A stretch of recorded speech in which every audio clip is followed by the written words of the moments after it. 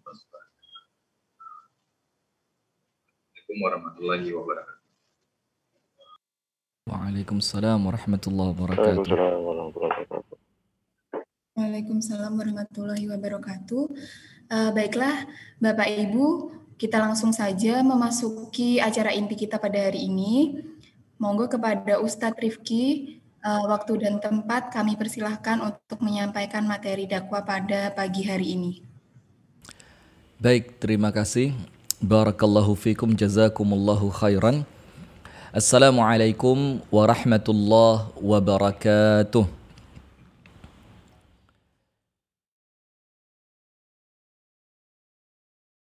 Astaghfiruh wa nastahdihi wa natubu ilaih wa na'udzu billahi min syururi anfusina wa sayyiati a'malina. Man yahdihillahu fala mudilla lahu wa man yudlil falan tajida lahu waliyan mursyida.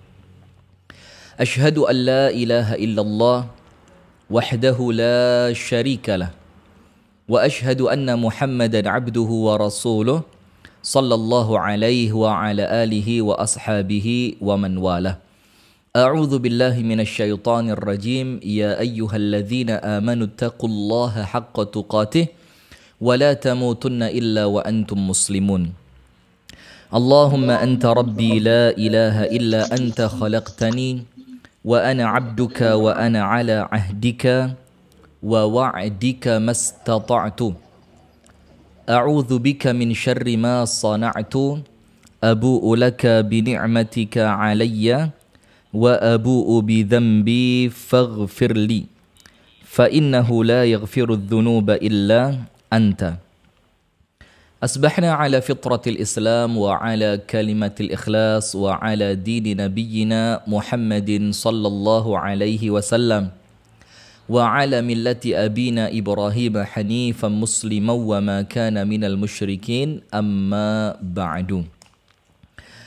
Hadirin sekalian, teman-teman dari PLN UP3 Kediri yang semoga kita bersama senantiasa dirahmati dan diberkahi oleh Allah Subhanahu wa ta'ala.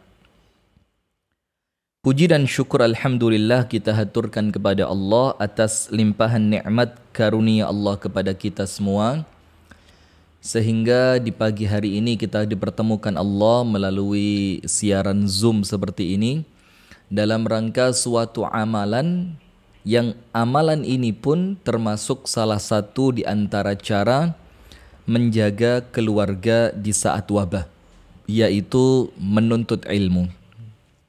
Kita berdoa kepada Allah Ta'ala semoga apa yang kita amalkan, semoga apa yang kita niatkan di pagi hari ini mendatangkan keridhaan dari Allah Ta'ala untuk kita bersama, dan kemudian amalan kita ini kelak di yaumil qiyamah akan dicatat oleh Allah Subhanahu wa ta'ala sebagai ibadah yang berpahala besar. Amin ya rabbal alamin.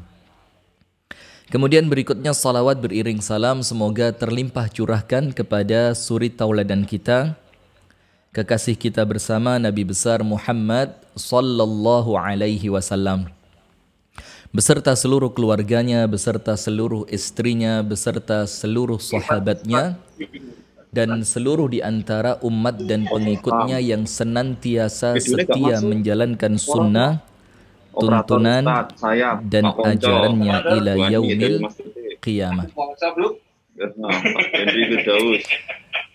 Hadirin yang dirahmati dan diberkahi oleh Allah Subhanahu wa ta'ala, teman-teman dari PLN UP3 Kediri yang semoga kita bersama senantiasa dalam lindungan Allah, terlebih di waktu-waktu yang pandemi COVID-19 ini semakin melonjak naik nilainya. Maka kita berdoa mudah-mudahan kita semua oleh Allah termasuk orang-orang yang dilindungi dan diselamatkan. Amin ya rabbal alamin. Dan untuk siapapun di antara kita, keluarga kita, orang tua kita, dan yang lainnya yang mungkin sekarang sedang sakit, kita berdoa di pagi hari Jumat ini semoga Allah Subhanahu wa ta'ala memberikan kesembuhan kepada mereka semua. Amin ya rabbal alamin. Untuk diketahui, hari Jumat semacam ini adalah Sayyidul Ayyam, hari yang terbaik di dalam syariat Islam. Dalam satu pekan, dalam 7 hari itu, maka Sayyidul Ayyam, hari terbaik yang kita punya untuk ibadah, untuk berdoa, untuk bertaqarrub kepada Allah, untuk melakukan kebaikan-kebaikan adalah hari Jumat. Maka ada beberapa di antara sunnah-sunnah Jumat untuk laki-laki maupun perempuan yang harus kita lakukan. Yang pertama, memperbanyak bersolawat kepada An-Nabi sallallahu alaihi wasallam. Terus kita memperbanyak lisan kita ini, kita basahi lisan kita lazimkan dengan lisan kita membaca salawat kepada An-Nabi sallallahu alaihi wasallam dengan mengucapkan sallallahu ala Muhammad atau mengucapkan Allahumma salli ala Muhammad atau dengan ucapan salawat-salawat yang lain. Karena salah satu di antara keutamaan membaca salawat adalah Allah akan mengabulkan semua cita-cita dan harapan yang kita punya. Disebutkan oleh para ulama, wa innar rajula la tudriku hawaijuhu bikathratis salati 'alan nabi. Banyak di antara manusia yang mereka mendapatkan apa yang mereka inginkan hanya dengan memperbanyak bersolawat kepada An-Nabi sallallahu alaihi wasallam. Itu sunnah yang pertama. Kemudian sunnah yang kedua, mudah-mudahan kita oleh Allah diberikan keringanan untuk mampu melakukannya. Dan untuk yang sudah diberikan kemampuan, semoga oleh Allah diberikan keistiqomahan untuk melakukannya, yaitu membaca surah Al-Kahfi. Di mana disebutkan salah satu di antara keutamaannya adalah Allah akan memberikan cahaya untuk orang yang membaca surah Al-Kahfi di hari Jumat sampai Jumat yang berikutnya.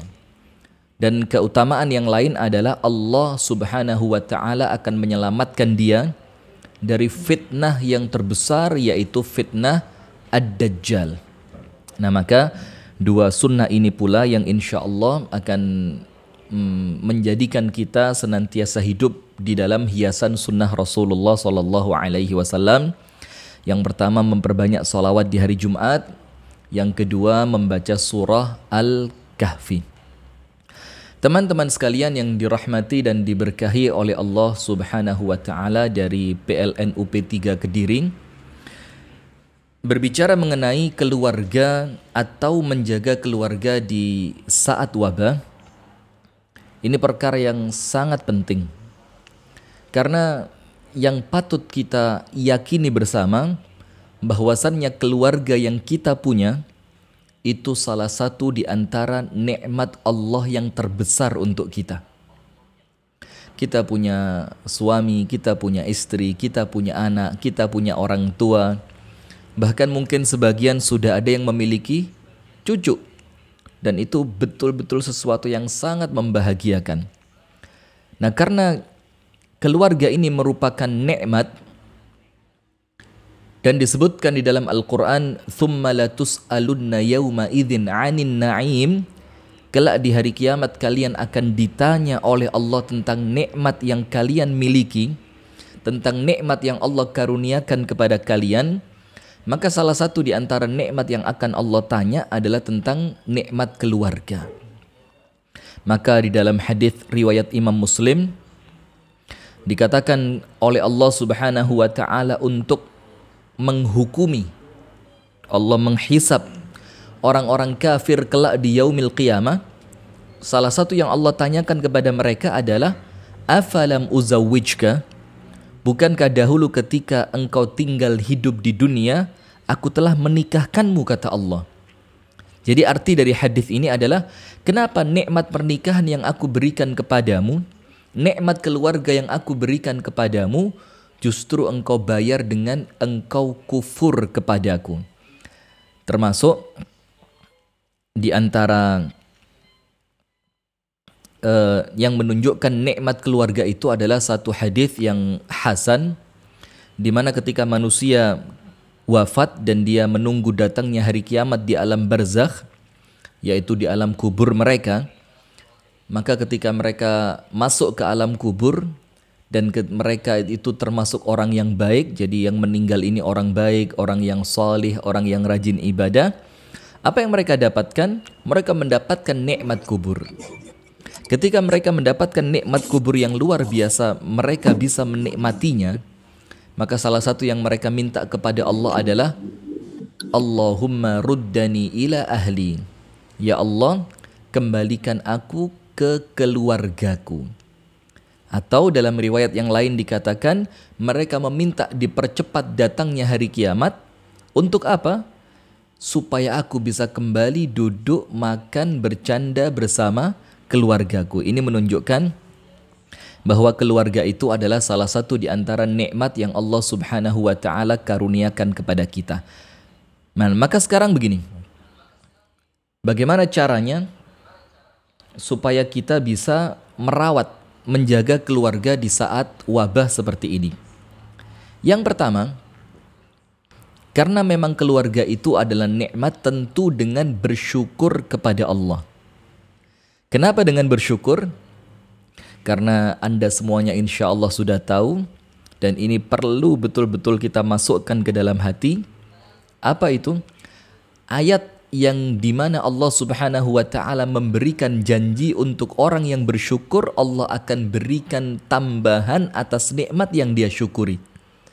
Maka Allah Subhanahu wa ta'ala berfirman, wa itta'adzana rabbukum la in syakartum la azidannakum wa la in kafartum inna azabi lasyadid.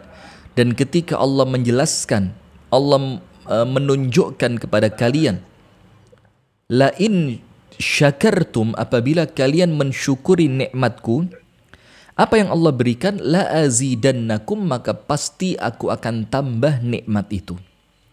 Tapi sebaliknya, apabila kalian kufur, dalam artian tidak mensyukuri nikmat Allah, maka Allah katakan inna azabi lasyadid, maka berhati-hatilah karena azabku adalah azab yang sangat-sangat pedih, azab yang sangat besar, sangat dahsyat. Nah, maka di sini apabila kita ingin menjaga keluarga kita di saat wabah, kita menginginkan kebahagiaan itu tetap ada, kita menginginkan kecukupan yang sebelumnya kita rasakan itu tetap Allah berikan kepada kita.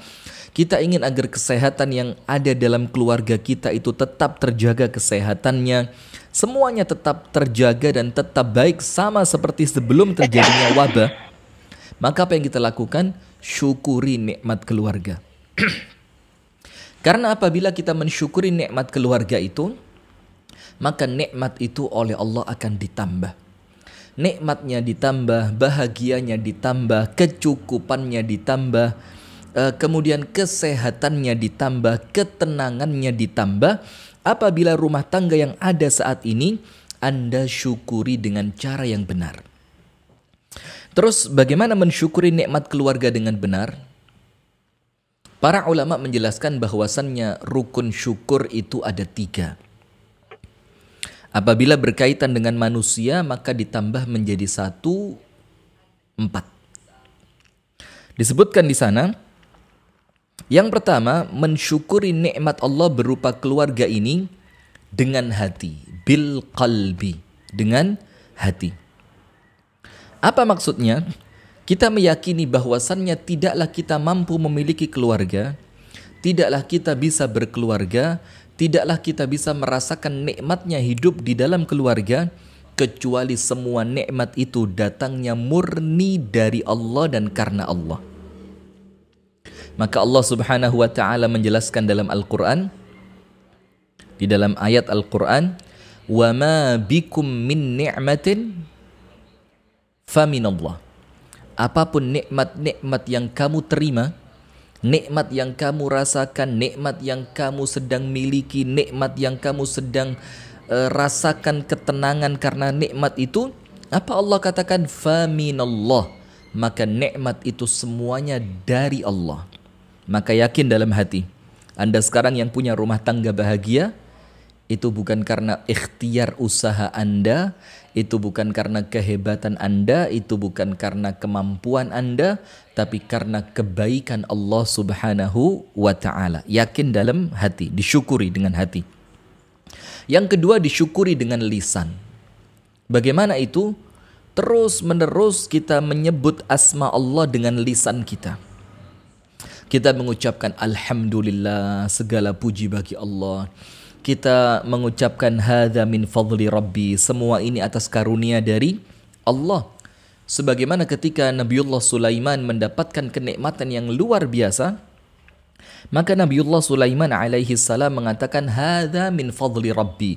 Semua karunia ini, kekayaan, kerajaan, kekuasaan, semua yang aku miliki, apa Nabi Sulaiman katakan? Min fadli Rabbi. Semua ini karena karunia Allah. Nabi besar Muhammad sallallahu alaihi wasallam lisannya tidak pernah putus mengucapkan alhamdulillah. Apabila mendapatkan nikmat, beliau mengucapkan alhamdulillahilladzi bi ni'matihi tatimmus salihat. Alhamdulillah, segala puji bagi Allah. Alladzi, yang bi ni'matihi, dengan nikmat-nikmat yang Allah berikan, tatimmus salihat, semua niat-niat baik itu menjadi sempurna. Jadi apabila Rasulullah mendapatkan nikmat, itu diucapkan alhamdulillahilladzi bi ni'matihi tatimmus salihat. Dan yang kedua, apabila Rasulullah mendapatkan sesuatu yang tidak menyenangkan, artinya sebaliknya, bukan nikmat yang Rasul dapatkan, tapi mungkin kesulitan, mungkin sakit, mungkin masalah, maka Rasulullah pun tetap mengucapkan alhamdulillah. Tapi alhamdulillahnya ditambah dengan kalimat alhamdulillahi ala kulli hal. Segala puji bagi Allah apapun yang terjadi. Dan itulah kemudian yang disebutkan dalam ayat Al-Quran, wa amma bi ni'mati rabbika fahaddits. Dan apapun nikmat yang engkau terima dari Tuhanmu, dari Allah, fahaddits, maka ucapkan itu. Ucapkan artinya apa? Bisa jadi dengan menceritakan nikmat kepada orang lain, tapi bukan untuk ujub atau sombong. Bukan untuk sombong, tapi untuk sekedar menunjukkan keluasan karunia Allah yang Allah berikan kepada Anda. Dan yang kedua, fahaddits, ucapkan nikmat itu, artinya apa? Syukuri nikmat itu dengan kalian mengucapkan nama-nama Allah, dengan berzikir kepada Allah. Nah, maka bersyukur yang pertama dengan hati, bersyukur yang kedua dengan lisan. Yang ketiga, kita bersyukur kepada Allah Subhanahu wa taala dengan seluruh anggota badan. Apa artinya? Setiap nikmat yang Allah berikan kepada kita, maksimalkan nikmat itu dalam rangka bertaqarrub kepada Allah, mendekatkan diri kepada Allah, beribadah kepada Allah. Karena syukur itu bukan cuma ucapan, tapi perbuatan. Maka Anda lihat bagaimana ketika Rasulullah SAW sholat malam, sholat tahajud, sampai kemudian kakinya itu bengkak. Maka Ibunda Aisyah radhiyallahu taala anha wa ardhaha mengatakan, "Ya Rasulullah, mengapa engkau melakukan ini? Padahal Allah telah mengampuni seluruh dosamu, baik yang telah lalu maupun yang akan datang." Apa Rasulullah katakan? "Afala akuna 'abdan syakura?" Tidakkah pantas aku menjadi hamba yang pandai bersyukur? Nah, maka di sini Rasulullah menjelaskan cara Rasul untuk bersyukur itu bukan hanya dengan hati, bukan hanya dengan ucapan di lisan, tapi dengan amalan. Apa amalannya? Menggunakan nikmat yang Allah berikan untuk ibadah. Itulah kenapa ketika Allah Subhanahu wa taala memerintahkan Nabiullah Daud alaihi salam, karena nabi yang keluarganya baik, kenikmatannya sempurna, kekuasaannya besar, itu Nabi Daud dan Nabi Sulaiman, bapak dan anak. Maka Allah memerintahkan mereka untuk bersyukur. Dan yang diperintahkan bukan hanya Daud, yang diperintahkan bukan hanya Sulaiman, tapi seluruh keluarga.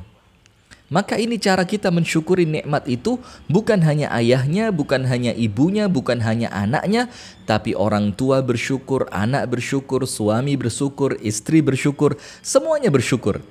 Maka Allah katakan, "I'malu ala Dawud syukra wa qalilum min ibadiyas syakur. Lakukanlah syukur wahai keluarga Daud, kata Allah. Allah bukan mengatakan ucapkan syukur, tidak. Rasakan syukur, tidak. Tapi Allah mengatakan i'malu, lakukan. Berarti syukur itu perbuatan. I'malu ala Dawud syukra. Lakukanlah perbuatan yang menampakkan engkau bersyukur kepada Allah wahai Daud, wahai keluarganya Daud. Wa qalilum min ibadiyas syakur, dan sedikit di antara hamba-hambaku, kata Allah, yang pandai bersyukur. Nah, maka 3 ini kita lakukan. Kita yakin dalam hati tidak ada nikmat apapun yang kami rasakan kecuali nikmat itu datangnya dari Allah dan karena Allah. Kemudian lisan kita senantiasa mengucapkan alhamdulillah, senantiasa berzikir mengucapkan asma Allah, wa amma bi ni'mati rabbika fahaddits. Kemudian kita lakukan, kita gunakan nikmat yang Allah berikan dalam rangka untuk bertaqarrub, mendekatkan diri beribadah kepada Allah subhanahu wa ta'ala. Nah, itulah kemudian apabila nikmat itu antara kita dengan Allah. Tapi apabila nikmat itu antara kita dengan Allah subhanahu wa ta'ala melewati perantara manusia, maka tidak cukup hanya 3, harus 4. Apa yang keempat? La yashkurullah man la yashkurun nas. Tidak dianggap bersyukur kepada Allah mereka-mereka yang tidak berterima kasih kepada manusia.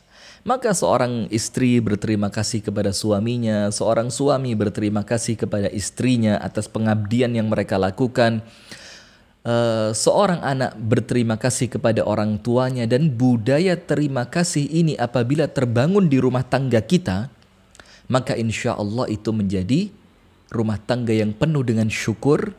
Dan apabila rumah tangga itu dipenuhi dengan syukur, apa yang Anda dapatkan? Maka nikmat di dalam keluarga Anda, kebahagiaan di dalam rumah tangga Anda, ketenangan di dalam rumah tangga Anda, kesenangan di dalam rumah tangga Anda, kecukupan yang Anda rasakan di dalam rumah tangga Anda, pasti oleh Allah semuanya akan ditambah. Kenapa begitu? Karena Allah subhanahu wa ta'ala tidak akan pernah mengingkari janjinya. Nah, itu poin yang pertama.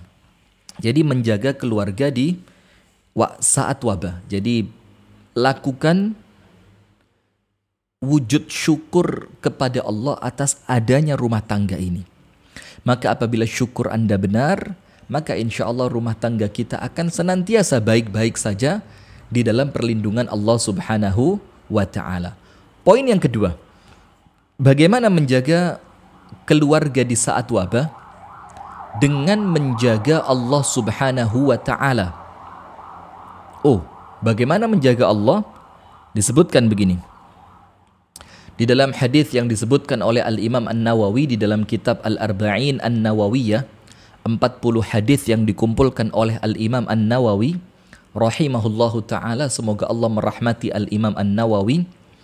Itu salah satu di antara hadisnya adalah hadis dari Abdullah ibnu Abbas. Ketika Abdullah ibnu Abbas dibonceng oleh Rasulullah sallallahu alaihi wasallam, kemudian Rasulullah mengucapkan kepada Abdullah ibnu Abbas untuk menjaga Allah. Nah, maka jangan salah faham bagaimana kita menjaga Allah. Begini hadisnya. Ya ghulam inni u'allimuka kalimat. Wahai anak kecil, kata Rasulullah. Ini ucapan Rasul kepada anak yang usianya antara 8 sampai 10 tahun. Anak kecil. Tapi ucapannya itu begitu berbobot luar biasa. Maka Rasulullah SAW mengatakan, Ya ghulam, wahai anak kecil, inni u'allimuka kalimat. Aku akan ajarkan kepadamu beberapa kalimat tentang ilmu. Yang pertama, dan ini salah satu yang kita tekankan di pagi hari ini, ihfadillah yahfadka. Jagalah Allah, maka Allah akan menjagamu. Dijelaskan oleh banyak ulama, apa artinya kita menjaga Allah? Agar kemudian Allah subhanahu wa ta'ala menjaga kita adalah menjaga batasan-batasan Allah. menjaga perintah-perintah Allah, menjaga larangan-larangan Allah Subhanahu wa ta'ala. Kita lakukan apa yang Allah perintahkan, kita jauhi apa yang Allah larang, kita betul-betul berjalan sesuai dengan arahan Allah Subhanahu wa ta'ala. Apa janjinya Allah? Sebagaimana disebutkan oleh Rasulullah sallallahu alaihi wasallam, apabila kita mampu menjaga aturan Allah. Maka dikatakan di sana, apabila engkau menjaga Allah, apabila engkau menjaga aturan Allah, apabila engkau menjaga syariat Allah, apabila engkau menjauhi larangan-larangan Allah, maka Allah akan senantiasa menjagamu. Allah akan terus menjagamu. Maka rumah tangga kita ini, untuk kita selamatkan di saat wabah seperti ini, di saat pandemi COVID-19 seperti ini, kita menjaga rumah tangga kita secara ekonomi, kita menjaga rumah tangga kita secara kebahagiaannya, kita menjaga rumah tangga kita ketenangannya, kita menjaga rumah tangga kita kebersihannya, kenyamanannya, kesehatannya. Itu semua terkumpul dalam satu perkara. Semuanya akan dijaga oleh Allah untuk Anda apabila kemudian Anda menjaga aturan Allah di rumah tangga. Nah, ini kemudian sesuatu yang penting. Kenapa begitu? Karena apabila kemudian di rumah tangga kita terjadi banyak bentuk-bentuk pelanggaran terhadap syariat Allah, di rumah tangga kita ada sesuatu yang mendatangkan kemurkaan Allah, di rumah tangga kita ada sesuatu yang menjadikan malaikat-malaikat Allah tidak akan masuk ke dalamnya, maka tentu penjagaan Allah tidak akan masuk ke dalam rumah tangga kita. Contoh, disebutkan di dalam hadis, malaikat tidak akan masuk ke dalam suatu rumah yang di dalam rumah itu ada gambar atau anjing, artinya gambar binatang, gambar makhluk hidup selain tumbuh-tumbuhan atau pemandangan. Dilukis pakai tangan, digambar, ada gambar kuda, ada gambar rusa, ada bahkan mungkin patung macan. Mungkin biasa di rumah orang-orang kaya itu kan ada semacam patung besar gitu ya, patung macan. Maka disebutkan di sana, maka malaikat tidak akan masuk. Maka malaikat tidak akan masuk ke rumah itu. Apabila kita memasukkan sesuatu yang mendatangkan murkanya Allah ke dalam rumah tangga kita, malaikat tidak akan masuk. Terus bagaimana? Maka keluarkan gambar itu. Maka keluarkan anjing yang ada di rumah kita agar apa? Kita dianggap menjaga Allah. Akhirnya rumah tangga kita akan menjadi rumah tangga yang dijaga oleh Allah Subhanahu wa ta'ala. Itu poin yang kedua. Poin yang kedua adalah menjaga aturan Allah di rumah tangga kita. Apabila aturan Allah itu tegak di rumah tangga kita, maka penjagaan Allah akan Allah kirimkan, Allah letakkan di rumah tangga kita. Maka apabila Allah yang menjaga, maka siapa yang bisa mengganggu rumah tangga kita? Siapa yang bisa mengganggu keluarga kita? Contoh, ini satu yang sangat ringan, sesuatu yang sangat simpel sekali dan mudah diamalkan, tapi kemudian jarang dilakukan, padahal keutamaannya sangat-sangat luar biasa. Apa itu? Doa keluar rumah. Bismillahi tawakkaltu ala Allah, la hawla wa la quwwata illa billah. Hafal semuanya kan? Bismillahi tawakkaltu ala Allah, la hawla wa la quwwata illa billah. Dengan menyebut nama Allah aku bertawakal kepada Allah. La haula, tidak ada daya, wa la quwwata, tidak ada kekuatan, illa billah, kecuali semua itu datangnya dari Allah.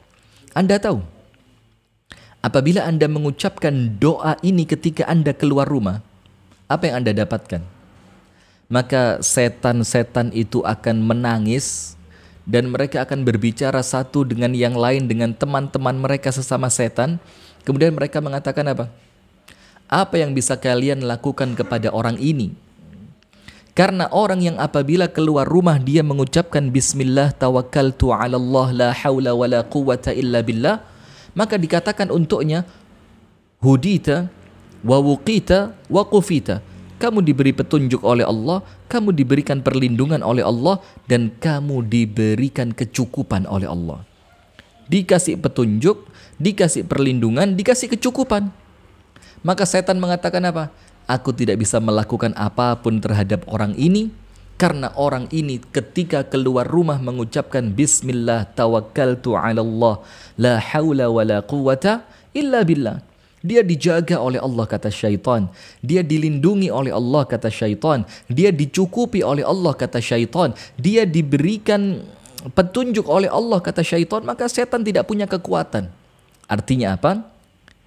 Apabila di rumah kita lakukan yang semacam itu, kita jaga Allah di rumah tangga kita, akhirnya Allah yang menjaganya, maka rumah kita insya Allah, keluarga kita insya Allah menjadi keluarga yang baik. Amin ya rabbal alamin. Itu poin yang kedua. Yang pertama bersyukur, yang kedua menjaga aturan Allah di rumah kita. Salat sunnah, salat fardu, bacaan Al-Quran, kemudian rumahnya digunakan untuk berzikir kepada Allah. Semua penghuni rumah adalah orang-orang yang takwa kepada Allah. Insya Allah keluarga kita akan senantiasa dilindungi oleh Allah. Kemudian poin yang ketiga adalah menjaga keluarga di saat wabah dengan ilmu. Dengan apa? Dengan ilmu. Maka dikatakan oleh para ulama bahwasannya siapa yang ingin mudah hidupnya di dunia, hendaknya dia punya ilmu. Dan barang siapa yang ingin selamat hidupnya kelak di akhirat, hendaknya pula dengan ilmu. Maka orang yang punya ilmu adalah orang yang paling nyaman hidupnya. Dia tahu bahwa segalanya telah diatur oleh Allah. Dia mengerti bahwasannya semuanya adalah merupakan kehendak dan ketetapan Allah. Dia tahu bagaimana cara menyelesaikan masalah. Dia tahu bagaimana menjadikan musibah menjadi penuh keberkahan. Dia tahu bagaimana menjadikan wabah COVID-19 ini ladang pahala untuknya. Dan tidak mungkin dia menjadi tahu kecuali dengan ilmu. Itulah kemudian Al-Imam Al-Bukhari rahimahullahu ta'ala mengatakan pada kitab Sahih Bukhari, dikatakan di sana ada satu bab yang berjudul Al-Ilmu Qabla Al-Qawli Wal-Amal. Harus punya ilmu sebelum berbicara dan beramal. Maksudnya apa? Karena ketika Anda ngomong-omongan Anda penuh dengan ilmu, maka selamat. Ketika Anda beramal dan amalan Anda dilandasi ilmu, maka Anda selamat. Nah, maka itulah kemudian pentingnya ilmu dalam rumah tangga kita. Sampai-sampai di kalangan para ulama, mereka mengatakan ketika menafsirkan surah Al-Kahfi, Anda semuanya tahu ya perjalanan Nabi Musa alaihi salam dengan Khidir. Maka kemudian Nabi Musa meminta izin kepada Khidir untuk diberikan izin agar boleh mengikuti Khidir agar mendapatkan ilmu. Maka Khidir mengatakan kepada Musa untuk sabar. Dan Musa mengatakan insya Allah aku sabar. Tapi kemudian oleh Khidir dikatakan wa kaifa tasbiru ala ma lam tuhid bihi khubra. Musa, bagaimana engkau bisa sabar atas sesuatu yang engkau tidak punya ilmunya? Akhirnya terbukti. Kejadian yang pertama ketika Khidir membunuh anak kecil, Musa tidak bisa sabar. Kejadian kedua ketika Khidir menenggelamkan perahu, Musa tidak bisa sabar. Kejadian ketiga ketika Khidir memberdirikan tembok yang seharusnya bisa dia mendapatkan uang karenanya, tapi Khidir mendirikannya secara cuma-cuma, Musa tidak sabar. Musa senantiasa protes. Maka Khidir tetap dengan ucapannya, artinya, wahai Musa, engkau tidak akan pernah bisa sabar apabila engkau tidak memiliki ilmunya. Nah, maka menjaga rumah tangga ini di saat wabah seperti ini, salah satu poin yang terpenting yang perlu kita masukkan ke dalam rumah tangga kita, terbangunnya nuansa ilmiah. Tapi ilmiah di sini tentu lebih kita tekankan pada ilmu-ilmu agama. Ilmu yang mendekatkan kita kepada Allah, ilmu yang menjadikan kita semakin kenal dengan Allah, ilmu yang kemudian menjadikan kita ini tenang ketika kita sedang diuji oleh Allah, ilmu yang menjadikan kita ini mampu bersabar di tengah kesulitan. Ilmu-ilmu itu yang kita cari. Maka ulama mengatakan begini ketika menafsirkan Musa dan Khidir tadi. Seorang petani yang menanam padi, kenapa dia bisa bersabar sampai 3 bulan untuk menanti padi itu mengeluarkan bulirnya? Padahal pada pekan yang pertama, dia tidak berupa apapun kecuali seperti rumput biasa. Pada pekan yang kedua tetap seperti rumput biasa. Pada pekan yang ketiga tetap sampai sebulan, sampai 2 bulan tetap seperti rumput. Tidak mengeluarkan apapun. Apabila petani tidak punya ilmu bahwa ini akan keluar bulirnya setelah 2 bulan lebih, maka dia tidak akan mampu sabar. Maka niscaya padi itu akan dia cabut. Dia mengatakan, wah kenapa saya nanam rumput? Nah tapi kenapa Pak Tani itu bisa bersabar sampai 3 bulan? Karena dia punya ilmunya. Memang sepekan pertama dia rumput. Memang sepekan kedua dia adalah rumput. Memang pekan yang ketiga dia adalah rumput. Tapi nanti setelah 2 bulan lebih, dia baru akan mengeluarkan bulirnya. Kenapa begitu? Karena dia memiliki ilmu. Nah maka sekarang begini. Maka harapan kami yang hidup di dunia ilmu ini bukan cuma suami atau istri atau anak saja. Suami sendiri, istri nggak diajak, atau istri sendiri, suami nggak diajak, atau anak sendiri, orang tua tidak diajak. Tapi semuanya, suami, istri, anak. Semua anggota keluarga, mereka harus hidup dengan ilmu. Anda tahu apa keutamaannya? Insya Allah, rumah tangga Anda pasti dijaga oleh Allah. Keluarga Anda pasti dijaga oleh Allah. Perhatikan hadisnya. Apabila rumah tangga Anda dipenuhi dengan nuansa ilmu, membaca Al-Quran, membaca hadis, membaca tafsir Al-Quran, membaca ilmu-ilmu tentang fikih. Apa yang Anda dapatkan di sana? Disebutkan oleh Rasulullah, majtama'a qaumun fi baitin min buyutillah. Tidaklah berkumpul suatu kaum di suatu rumah di antara rumah-rumah Allah. Yatluna kitab Allah, mereka membaca Al-Quran. Wa yatadarasunahu fima bainahum, dan mereka mempelajari Al-Quran itu. Si ayah membaca, anak membaca artinya, ibu yang mendengarkan, dan sebaliknya begitu terus. Mempelajari Al-Quran di rumah kita. Illa kecuali apabila ada orang yang melakukan itu, kecuali apa? Nazalat alaihimus sakinah. Allah turunkan ketenangan ke dalam jiwa mereka. Wa ghashiyathumur rahmah. Mereka diliputi rumah tangga itu, keluarga itu dengan rahmatnya Allah. Wa nazalat alaihimul malaika. Ghashiyathumur rahmah wa nazalat alaihimus sakinah. Dan kemudian mereka dinaungi oleh malaikat-malaikat Allah. Dan yang keempat, wa dzakarahumullahu fi man indah. Allah akan menyebut nama mereka di antara malaikat-malaikat Allah. 4 keutamaan ini akan Allah berikan kepada orang-orang yang senantiasa mencari ilmu. Maka di rumah tangga kita, di keluarga kita, apabila kita ingin keluarga itu senantiasa mendapatkan perlindungan dari Allah, menjaga keluarga di saat wabah, maka salah satu kuncinya dengan ilmu. Dengan ilmu. Bagaimana itu?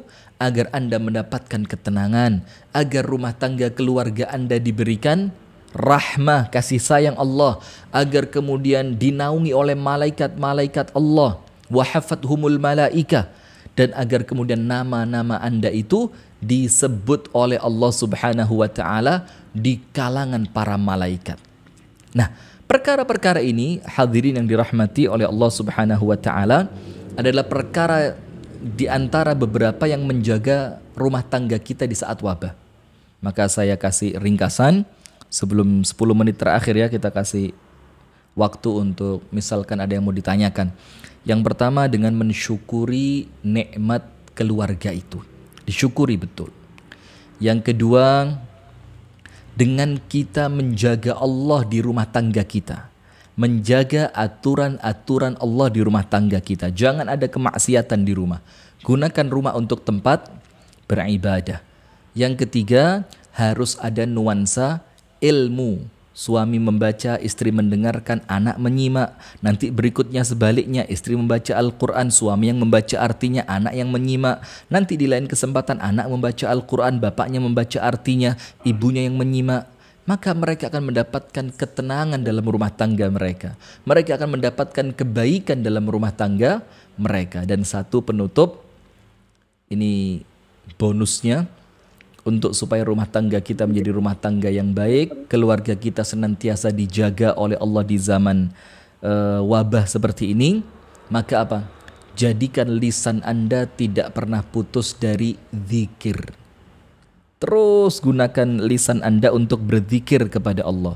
Ucapkan subhanallah walhamdulillah wa la ilaha illallah Allahu akbar la hawla wa la quwwata illa billahil aliyyil azim astaghfirullahal azim Allahumma salli ala Muhammad. Kenapa kita perbanyak zikir? Ala bi dzikrillah tatma'innul qulub. Dengan zikir hati kita menjadi tenang. Kenapa dengan berzikir? Fadhkuruni azkurkum. Apabila kalian ingat kepada Allah, maka Allah akan ingat kepada kalian. Dan ingatnya Allah bukan sekedar ingat, tapi ingatnya Allah itu adalah ampunan. Ingatnya Allah itu adalah rahmat.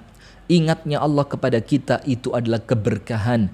Ingatnya Allah kepada kita itu adalah kemudahan. Maka jangan sampai ahli rumah kita, orang yang tinggal di rumah kita, itu lisannya kering dari zikir. Semoga ada manfaatnya. Kami kembalikan kepada moderator kita di pagi hari ini. Apabila ada yang ditanyakan, kami persilahkan.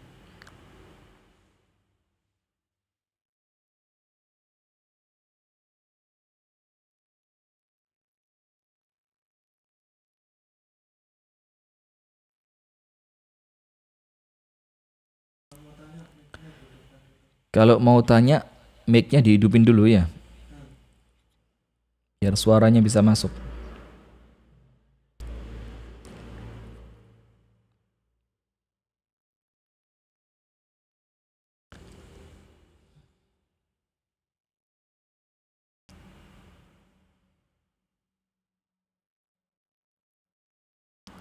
Tidak ada sepertinya ya.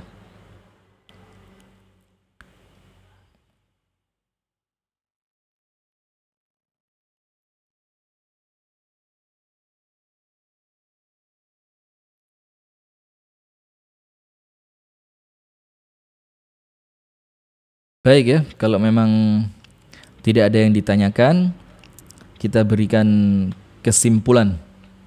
Kesimpulannya begini. Rumah tangga ini adalah salah satu yang paling berharga yang kita punya di dunia ini. Dalam rumah tangga kita bisa saling mencurahkan kebahagiaan, ketenangan, berbagi kesedihan. Ada orang yang mau mendengarkan, ada orang yang mau bersimpati kepada kita.